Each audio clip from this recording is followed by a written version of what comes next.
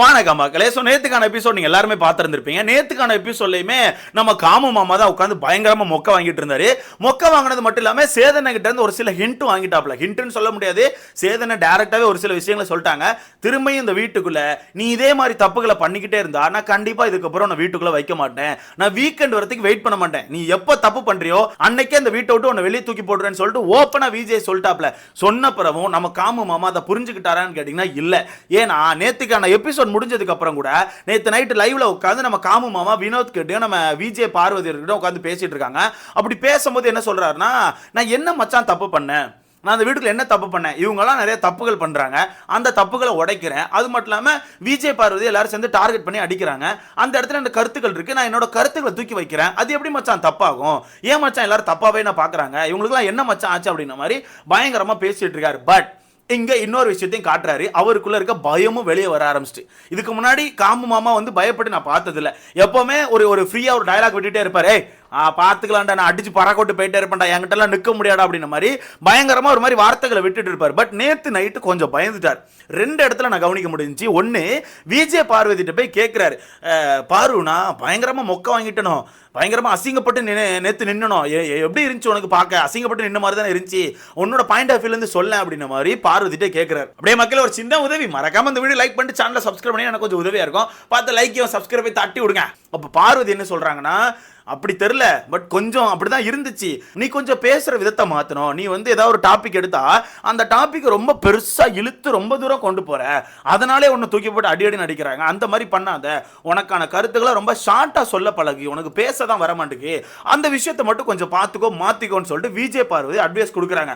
அதுக்கப்புறம் விஜய் பார்வதி பெருசா பேசல, பாட்டுக்கு போயிட்டாங்க. ஓகேவா?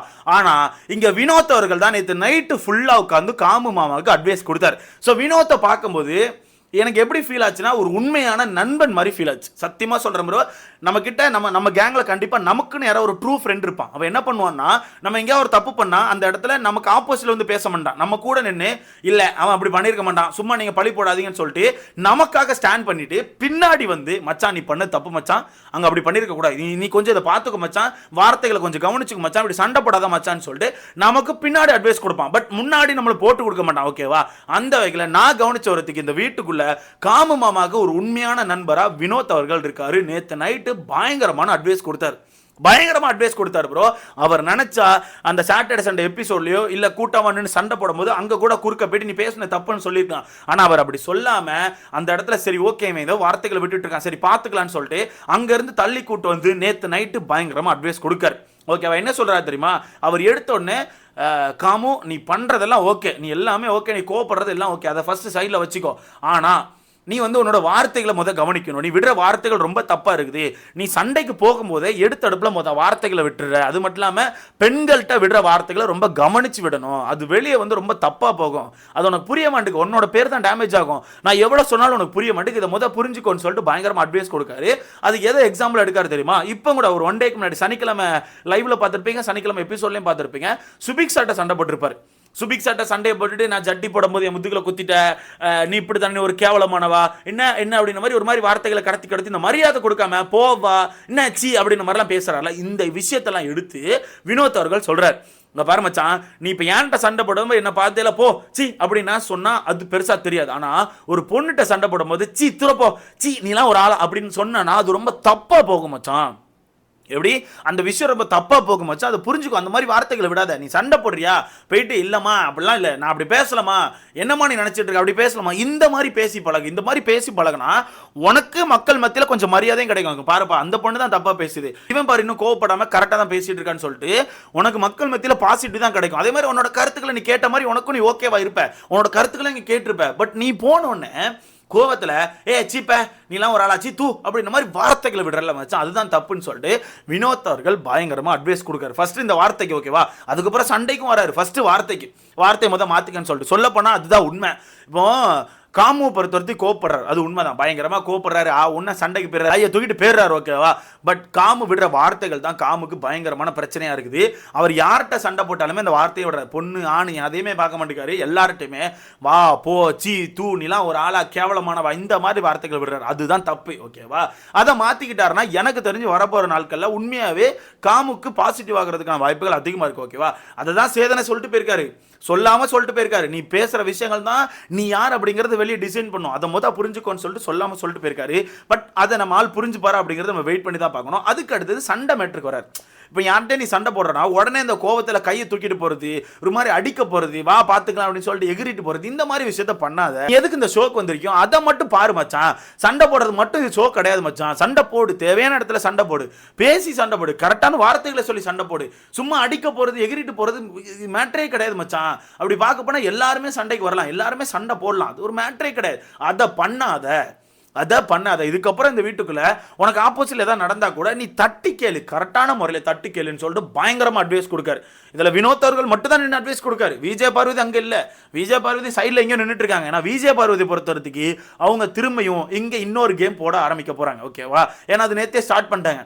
நேத்தே இந்த எபிசோட்ல முடிஞ்சு லைவ் ஸ்டார்ட் ஆன பிறகு விஜய் பார்வதி வினோத் அவர்களை தனியாக கூட்டு போய் கேட்கறாங்க, அண்ணே சொல்லுங்கண்ணே இன்னைக்கான எபிசோட் உங்களுக்கு எப்படி இருந்துச்சு, அண்ணன் சொன்னதெல்லாம் நீங்கள் எப்படி எடுத்துக்கிறீங்க, என்ன மாதிரி அதை ஃபீல் பண்ணுறீங்க சொல்லுங்கண்ணேன்னு சொல்லிட்டு அவங்களுக்கு தேவையான பாயிண்ட்ஸை மட்டும் பிறக்கிறாங்க. பட் இங்கே வினோத் அவர்களுக்கு நடந்திருக்க பிரச்சனையோ இல்லை காமுக்கு நடந்திருக்க பிரச்சனையோ பேசி இதை மாற்றிக்கோ இதை திருத்திக்கோன்னு சொல்ல அவங்க வரல. அவங்களுக்கு பாயிண்ட்ஸ் வேணும். இதுக்கப்புறம் ஆப்போசிட் உள்ள பிளேயர்ஸ் எப்படி விளையாட போகிறாங்க அந்த பாயிண்ட்ஸ் அவங்களுக்கு வேணும். அதனால வினோத்திட்ட போய் பேசுகிறாங்க. அப்போ வினோத் வந்து சிம்பிளாக சொல்லிட்டார், நான் இந்த ஷோக்குள்ள வந்தது சண்டை போடுறதுக்கோ இல்லை இவங்க எல்லாருமே கீழே இறக்கி நான் மேலே வர்றதுக்கோ இல்லை, நான் யாருன்னு காட்டுறதுக்கு, எனக்குள்ள இருக்க திறமையை காட்டுறதுக்கு, அது மூலமா எனக்கு ஏதாச்சும் வாய்ப்பு கிடைச்சா ரொம்ப நல்லா இருக்கும். அண்ட் இந்த வீட்டுக்குள்ள நான் எத்தனை நாட்கள் இருக்கணும், அது மூலமா ஒரு சின்ன பணத்தை சம்பாதிச்சு வெளியே இருக்க என் குழந்தை குட்டிக்கெல்லாம் ஒரு இடமோ ஒரு வீடோ வாங்கி கொடுக்கணும், அதுதான் என்னோட ஆசைன்னு சொல்லிட்டு அவர் ரொம்ப தெளிவா பேசுறாரு. அவர் பக்காவா ரியாலிட்டில இருந்து பேசுறாரு. ஆனா நம்ம அக்காவை பொறுத்தவரைக்கு வினோத் கிட்ட இருந்து பாயிண்ட் பறக்கறக்கு வந்திருக்காங்க. வினோத் இதுக்கப்புறம் எப்படி கேம் விளையாட போறாரு, ஆகா நமக்கு சாட்டர்டே சண்டே எப்படி சொல்ல நம்ம சேதனிட்ட இருந்து ரோஸ்ட் கிடைச்சிருக்கு, அப்போ வினோத் வந்து இதுக்கப்புறம் நம்மளை விட்டுட்டு போயிடுவாரா, அவர் என்ன மைண்ட் செட்ல இருக்காரு, இந்த விஷயத்தை பாக்குறதுக்காண்டி நம்ம அக்கா வந்து கேட்டுட்டு இருக்காங்க. அப்ப அவர் ரொம்ப தெளிவா சொல்றாரு, நான் எப்பவும் போல தான் இருப்பேன், நான் என்னோட கேம் விளையாண்டுட்டு இருக்கேன், கரெக்டாக தான் போயிட்டு இருக்கேன், நான் எப்பவும் போல போயிட்டு இருப்பேன், என்ன ஒரு சில விஷயம் மட்டும் எனக்கு இனி மாற்றிக்கணும்னு தோணுது, அதை நான் வரப்போகிற நாட்களில் மாற்றிப்பேன்னு சொல்லிட்டு அவர் ரொம்ப தெளிவாக சொல்லிட்டாரு. ஆனால் பார்வை பொறுத்தவரைக்கு எந்த ஒரு அட்வைஸும் யாருக்கும் கொடுக்கல, யாருக்குமே கொடுக்கல. ஏன்னா அவங்களுக்கு தேவை கிடையாது, அவங்க ஒரு செல்ஃபிஷ் கேம் தான் அந்த வீட்டுக்குள்ள போட்டுட்டு இருக்காங்க அப்படிங்கிறது எல்லாருக்குமே தெரியும். இதில் வினோத் அவர்கள் நைட்டு ரொம்ப நேரம் நிப்பாட்டி விட்டு காமுக்கு பயங்கரமான அட்வைஸ் கொடுக்காரு.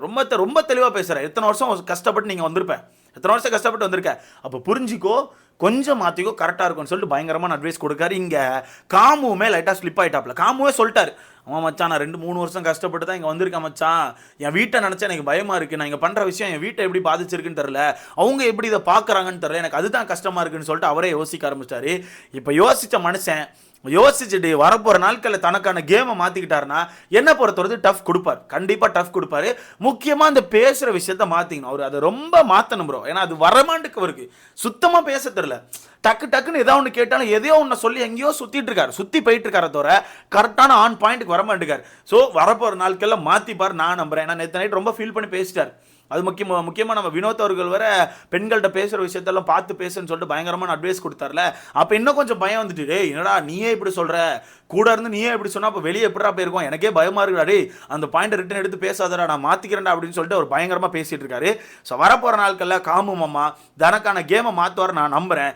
வினோத் அவர்கள் இந்த இடத்துல சத்தியமாக சொல்கிறேன் வேறு லெவல். நீங்கள் நினைக்கலாம் ப்ரோ வினோத் இல்லை ப்ரோ அவர் இப்படி பண்ணுறோம் அப்படி, வினோத் உண்மையாகவே என்னை பொறுத்தவரைக்கும் உண்மையாக இருக்கார், என்ன பொறுத்தவரைக்கும் உண்மையாக இருக்காரு ப்ரோ. நான் சத்தியமாக சொல்லிட்டா, நீங்களாம் சொல்கிறீங்க வினோத் வந்து திவாகர் வாண்டடாக சொல்லிடுறாரு, நீங்களும் இந்த வீட்டுக்குள்ளே போயிருந்தா எனக்கு தெரிஞ்சு நீங்களும் கண்டிப்பாக திவாகர் ஒரு கட்டத்தில் சொரிஞ்சிருப்பீங்க. ஏன்னா வெளியே இருக்கும்போது திவாகர் நீங்கள் எப்படி பார்த்தீங்களோ அதே மாதிரி தான் வினோத் அவர்கள் உள்ளே பார்த்துட்டு இருக்காரு.